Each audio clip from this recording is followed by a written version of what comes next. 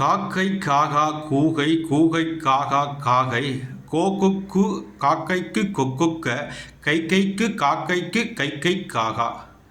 காளமேக புலவர் எழுதின ஒரு அழகான பாடல். இதுக்கு என்ன அர்த்தம்னா, காக்கை காகா கூகை, கூகைனா ஆந்தை, ஆந்தையை காக்கானால் இரவு நேரத்தில் வெல்ல முடியாது. ஏன்னா இருட்டில் ஆந்தைக்கு நல்லா கண்ணு தெரியும். அதுபோல் கூகை காகா காகை, ஆந்தையினால் காக்கையை பகலில் வெல்ல முடியாது. அப்போது ஒருத்தரோட நம்ம எதிர்க்குன்னா கூட இடம் பொருள் சூழ்நிலைக்கு ஏற்றவாறு தான் செயல்படணும் அப்படின்னு யாருக்கு சொல்கிறாருன்னா, கோகொக்கு கோண அரசனுக்கு சொல்கிறாரு. காக்கைக்கு கொக்கொக்க, கொக்கு மாதிரி நிதானமாக செயல்படணும்.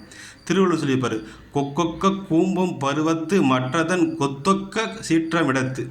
அதாவது ஒரு ஓடையில் வந்து தண்ணீர் போயிட்டு இருக்கும்போது கொக்கானது ஒத்த காலில் அப்படியே வெயிட் பண்ணிட்டே இருக்கும். மணிக்கணக்கானாலும் அதோடைய இலக்கு வந்து பெரிய மீன் வர வரைக்கும் வெயிட் பண்ணிட்டே இருக்கும்.